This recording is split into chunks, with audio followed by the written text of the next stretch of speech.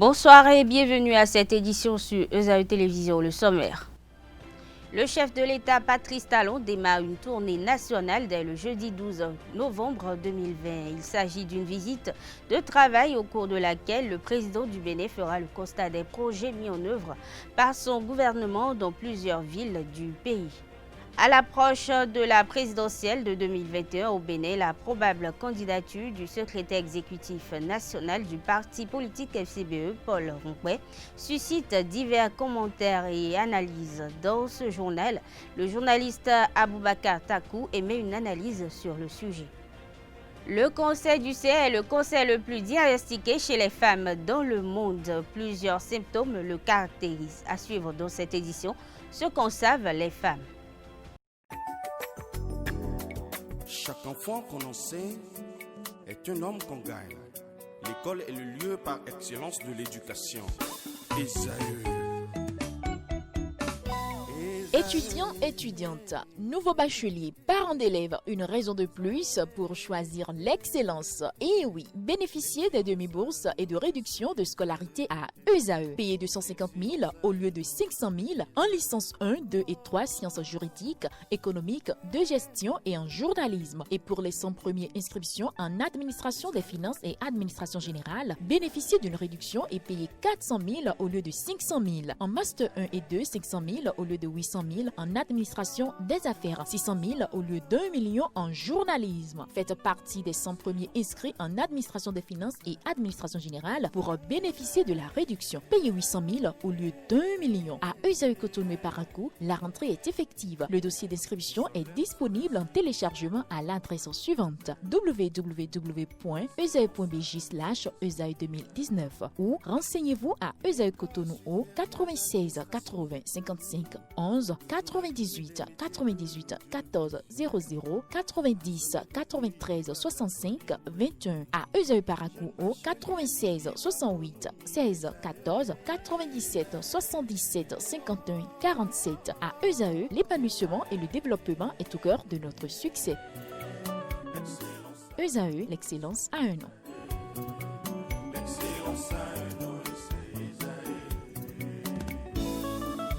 La rumba, c'est la musique des sages. Et ESAE, c'est l'école des sages.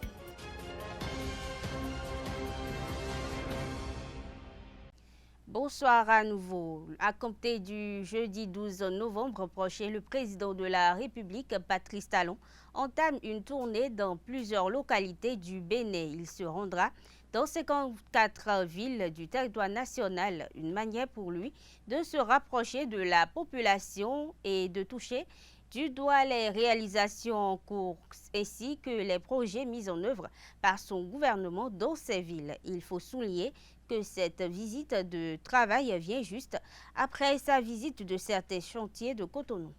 Les candidatures à la présidentielle 2021 cristallisent les opinions au Bénin depuis peu. Si du côté des forces Cori pour un Bénin émergent, FCBE, la candidature de Paul Rompouet est annoncée dans les coulisses, certains analystes politiques estiment que cette candidature n'est pas de taille et ne peut pas représenter dignement l'opposition au régime Talon, une opinion que balaie du revers de la main le journaliste analyste Aboubakar Takou qui estime que Paul Rompouet peut toutefois surprendre à la présidentielle prochaine. Pour plus de précisions, je vous invite à suivre le journaliste et analyste politique Aboubakar Takou au micro d'Abdelkader Achirou. Paul Rompouet pourrait être la solution pour ceux qui sont fatigués de la rupture et qui voudraient qu'il y ait alternance en 2021. En fait, Paul Rompouet, quoi qu'on dise, c'est le seul qui a, avouons-le, le mérite d'être à jour aujourd'hui avec son parti, les forces connues pour un Bénin émergent, pour être candidat à la prochaine présidentielle.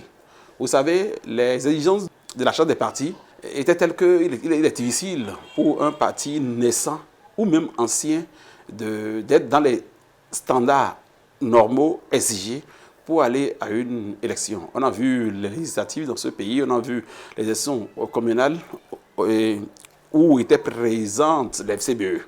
Aujourd'hui, c'est les présidentielles et tout le monde doute de ce que Talon aille aux élections seul. Mais comme il a décidé d'être candidat, je présume qu'il va ouvrir davantage le jeu, ça y soit un peu plus regardant, afin qu'il ait des concurrents. Au nom des concurrents, à l'étape actuelle des choses, c'est Paul Hunkwe de FCBE qui a qualité, qui a des chances pour avoir le parrainage et se porter candidat.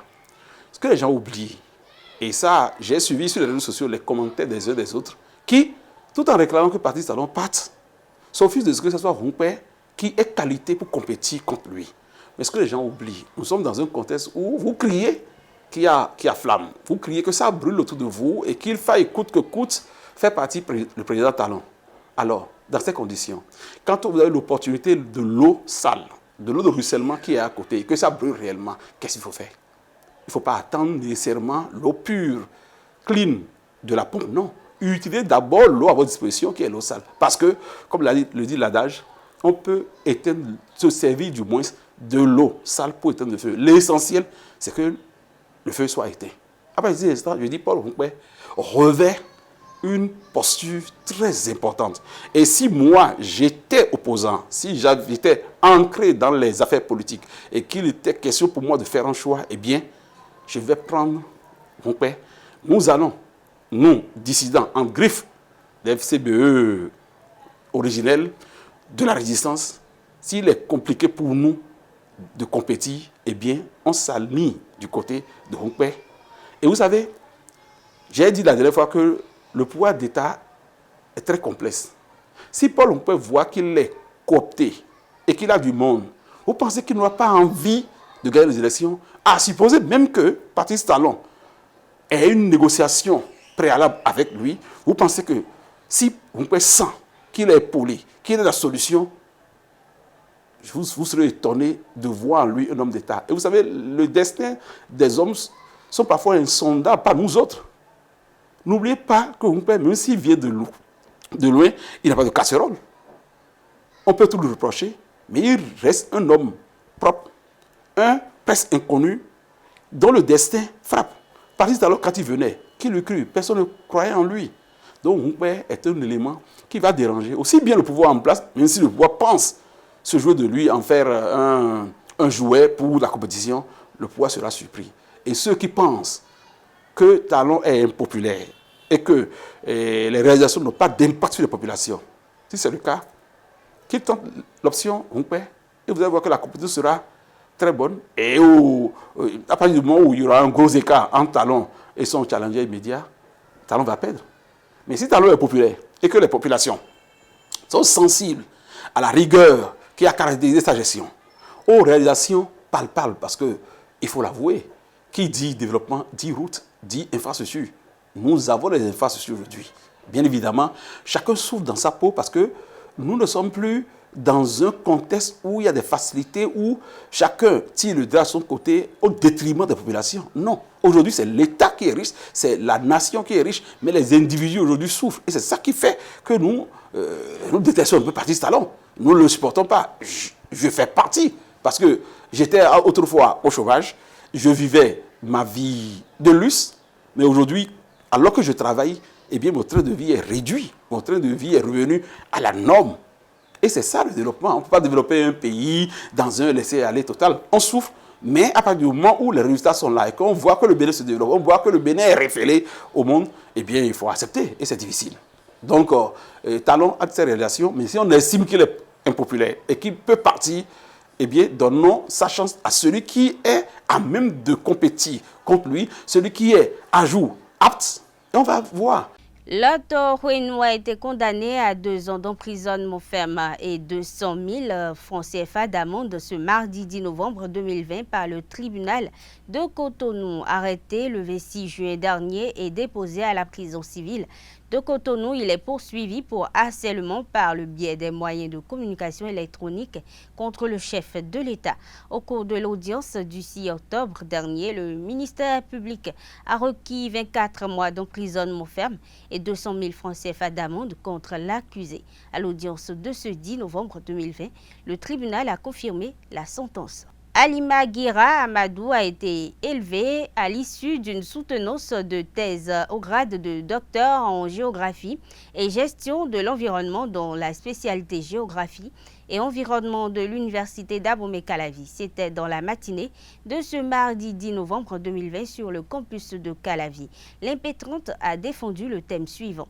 Évaluation à mi-parcours de la mise en œuvre du plan de gestion environnementale et sociale du projet Lokossa DV à Plaroué frontière Togo. Elle a obtenu la mention très honorable avec les félicitations du jury. Abdelkader Achirou y était, voici son compte rendu. Le jury trouve que vous avez travaillé sur un sujet intéressant et d'actualité. Vous avez adopté une méthodologie acceptable en adéquation avec les objectifs spécifiques de la thèse. Les résultats scientifiques obtenus sont pratiques et satisfaisants. Sur cette base, le jury vous décerne la mention très honorable avec les félicitations du jury. C'est une délibération qui consacre dignement Halima Guira Amadou au grade de docteur en géographie et gestion de l'environnement dans la spécialité géographie et environnement de l'université d'Abomey-Calavi. Mais avant la lecture du procès verbal de cette soutenance de thèse, l'impétrante du jour a eu à défendre le thème « Évaluation à mi-parcours de la mise en œuvre du plan de gestion environnementale et sociale du projet Lokossa DV à Plaroué, frontière Togo ». Par ce thème, l'importance du plan de gestion environnementale et sociale dans un projet d'aménagement de routes a été démontrée. L'aménagement et le bitumage des routes font partie également de cette protection de l'environnement, car il y a un lien entre l'aménagement des routes et l'environnement, du fait qu'il s'agit d'une intervention humaine qui modifie, qui touche forcément à l'environnement. Le projet Lokossa DV à Plaroué, frontière Togo, est donc touché à travers l'abattage de nombreux arbres, le déplacement de personnes de leur milieu social, avec la démolition de plusieurs de leurs bâtiments, boutiques, ateliers, clôtures, tombes et autres. La production de poussière causée par les travaux et qui crée des problèmes de santé aussi bien aux communautés qu'aux ouvriers. La présence de personnes étrangères au milieu du fait des travaux, le personnel du projet vient souvent d'ailleurs, ce qui touche forcément au niveau social de la zone d'intervention du projet. Quels sont spécifiquement les aspects socio-environnementaux liés aux activités mises en œuvre au cours de ces travaux d'aménagement? Quelles sont les insuffisances liées à la mise en œuvre du plan de gestion environnementale du dit projet? Et en quoi la surveillance environnementale et sociale contribue-t-elle à la sauvegarde environnementale de la zone d'influence du projet? Sont en outre les questions principales auxquelles des réponses ont été apportées dans ce travail de recherche. Après la présentation de l'impétrante, le jury composé de 6 professeurs d'université, de rang magistral de l'université d'Abomey-Calavi et de l'université de Lomé ont apporté des apports et des suggestions afin de parfaire davantage le document. La candidate, Mme Guira Amadou Halima, est née vers 1967 à Tchangou. Elle a fait ses habitudes, elle est mère mariée, évidemment, mère de 3 enfants. Elle a fait des études primaires, je suis dans cette localité, et a eu le CE en 1979. Après quoi, elle a fait l'étude secondaire, où elle a obtenu le bac G1 en 2000, au collège Père Pierre à Cotonou. Le développement durable fait qu'aujourd'hui, on ne peut pas réaliser un projet, exécuter un projet sans tenir compte de l'environnement, ce que la Constitution du Bénin a prévu également.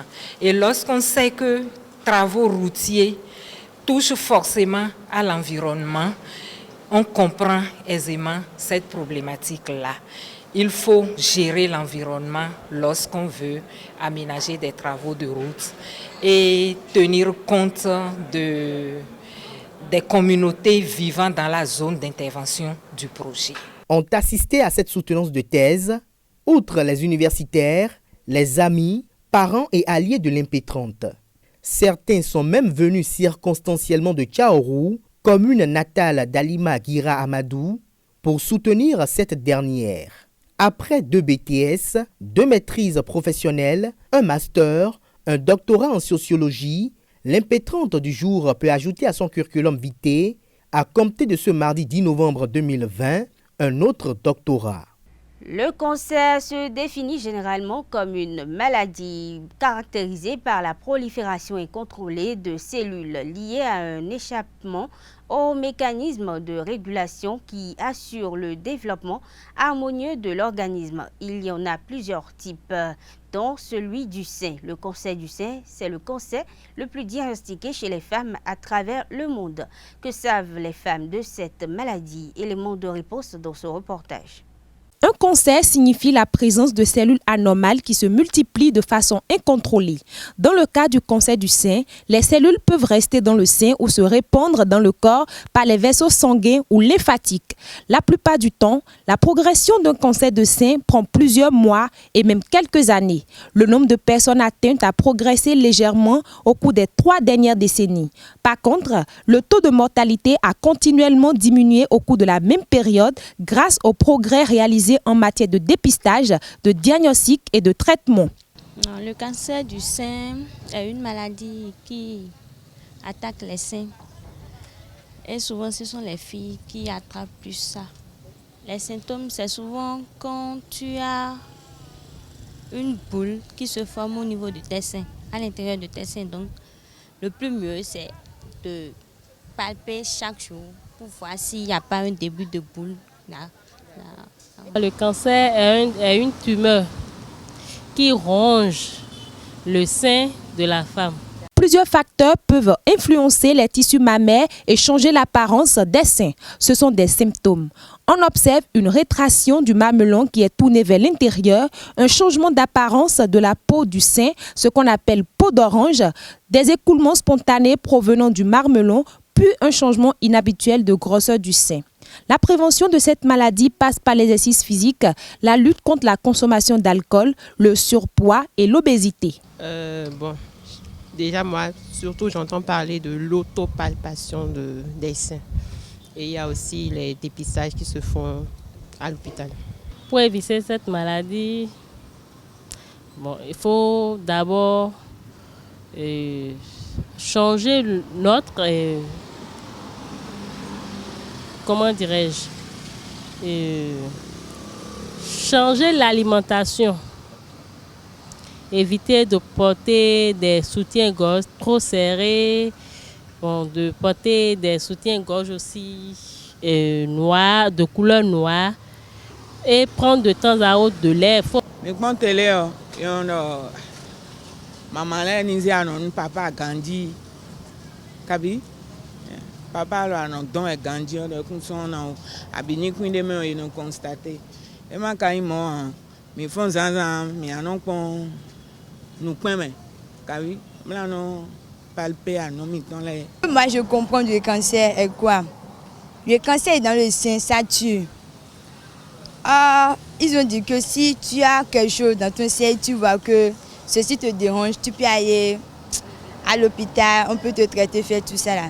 Mais ce que moi je comprends de tout le cancer, c'est que si le cancer est dans ton sein, il faut tout faire pour qu'on l'enlève quoi. Sinon, ça tue beaucoup de gens. C'est tout ce que moi je comprends. Le diabète est une maladie chronique et silencieuse due au dysfonctionnement du pancréas. Il affecte tous les organes du corps humain et se reconnaît à l'élévation du taux de sucre dans le sang. Pour renseigner les hommes des médias au sujet de cette maladie, les membres de l'association béninoise de lutte contre l'obésité, le diabète et les endocrinopathies à Blodé ont animé la deuxième causerie de Café Média Plus numéro 288 du 6 novembre dernier. Suivez cet extrait pour comprendre la manifestation du mal des propos recueillis par Carles Kitome. Cette maladie, nous la définissons comme étant une hyperglycémie chronique et silencieuse. Hyperglycémie, c'est juste une élévation du taux de sucre dans le sang, ce qui est encore connu sous le nom de glucose. C'est une élévation du taux de sucre dans le sang. Chronique, pourquoi? Parce qu'au moment où l'on révèle la maladie, où l'on découvre cette maladie, l'on constate qu'il y a déjà plus de la moitié du pancréas qui est déjà détruite. Et cette moitié qui est détruite n'a malheureusement pas la possibilité d'être régénérée. Donc, le problème, il est là. On ne peut pas retourner en arrière et le traiter. Malheureusement, l'autre moitié qui est intacte ne peut pas assurer de manière efficace le travail. Donc la glycémie reste élevée, ce taux de sucre reste élevé et si l'on ne fait rien, cette hyperglycémie entraîne des complications. Donc en parlant du caractère silencieux de la maladie, c'est-à-dire qu'il n'y a pas de signe spécifique qui renvoie vers la maladie. Si une personne est diabétique à vue d'œil ou à l'œil du maquillon, on ne peut pas le savoir. Il n'y a pas de signe comme si vous étiez anémié, vos conjonctives sont pâles, la paume des mains est pâle et puis on dit que bon, cette personne a un problème de sang. C'est pas comme ça pour le diabète. Donc c'est une maladie qui est caractérisée par une élévation permanente du taux de sucre dans le sang si rien n'est fait et qui n'a pas de signe spécifique qui nous permet de dire qu'elle est là. Cette maladie est là. Maintenant, pourquoi est-ce que l'on en parle? On en parle parce qu'en 2019, 425 millions de personnes dans le monde vivaient avec cette maladie. Et elle avait révélé que la prévalence du diabète au Bénin de 2008 à 2015 est passée d'environ 2% à 12,4%. En moins de 10 ans, on voit bien cette augmentation qui avait été prévue par l'IDF qui également a eu lieu au Bénin. Et les forts taux d'augmentation de la prévalence dans le monde sont observés dans les pays africains. Toujours selon cette même étude qui a été menée au Bénin, 99% des personnes qui avaient été enquêtées n'avaient jamais bénéficié d'une glycémie. Ils n'avaient jamais réalisé une glycémie, n'étaient pas vraiment au courant de la maladie. Pourtant, ils avaient quand même une hyperglycémie. Cette hyperglycémie, comme nous l'avons dit, est source de complications qui sont délétères pour les personnes qui présentent cette maladie. Si vous mettez du sucre au feu, ça devient du caramel. Oui. Le caramel, nous savons tous que ça a un aspect visqueux qui colle à la paroi des casseroles et c'est très difficile à nettoyer. Donc à long terme, le taux de sucre qui est dans notre sang se transforme en caramel dans nos vaisseaux. Wow. Et ces vaisseaux seront bouchés parce qu'il y a déjà ce liquide visqueux qui prend de la place dans on va dire, un contenant qui est déjà très petit de calibre. Donc ils vont boucher ces vaisseaux alors que les vaisseaux dans notre sang, dans notre organisme apportent du sang, de l'oxygène à tous les organes. Les yeux seront alors touchés, les pieds seront touchés, le pénis sera touché. C'est-à-dire que autant les organes du corps ont besoin de l'oxygène, ont besoin du sang. Dès que le diabète est là, il peut boucher les parois de tous les vaisseaux de ces organes-là et donc il y aura un dysfonctionnement au niveau de ces organes-là. Suite à cet exposé, les membres de Ablodé ont précisé les raisons pour lesquelles il est important d'organiser une large information autour de cette pathologie et ses manifestations. Nous sommes confrontés aujourd'hui en tant qu'endocrinologues à de nombreux défis. Le premier défi auquel nous sommes confrontés, c'est celui de l'information. Aujourd'hui, il est capital à ce qu'on mette à disposition de la population des informations qui soient utiles concernant le diabète. Comme ma collègue me l'a mentionné, il y a une étude qui a été menée ici en 2005, l'étude de STEPS, qui a montré que 97% de la population, en ce moment, aucun d'eux n'avait eu à réaliser de glycémie capillaire. Ce qui veut dire que soit ils ne se connaissaient pas comme étant diabétiques, ils ne savaient pas qu'ils avaient ce qu'était le diabète, ils ne savaient pas quels étaient les facteurs de risque qui prédisposaient à avoir cette maladie, ils ne savaient pas non plus les complications. Notre association Ablodé s'est donnée comme mission de pouvoir éradiquer cette ignorance-là de la population. C'est pour ça que nous sommes aujourd'hui devant vous, mesdames et messieurs les journalistes, pour qu'on puisse bénéficier de votre expertise, pour que vous nous aidiez à relayer l'information, à partager l'information, à diffuser cette information-là sur cette maladie jusqu'aux dernières couches de la population. Le deuxième défi que nous rencontrons, c'est celui économique. Le diabète, on ne cessera jamais de le répéter, c'est une maladie qui est silencieuse, c'est une maladie qui est chronique. Qui dit chronique, c'est une maladie qui ne se guérit pas. Et c'est une maladie qui est coûteuse. un sujet aujourd'hui qui est diabétique, il est obligé d'avoir des moyens financiers assez conséquents pour pouvoir avoir un suivi qui soit régulier et avoir un traitement qui sera à vie. Donc, le développement d'un pays actuellement, il passe par des personnes. Les personnes sont les hommes sont les acteurs producteurs, sont des agents producteurs. Si on prend par exemple les nombreuses complications du diabète, la complication la plus redoutable reste l'amputation.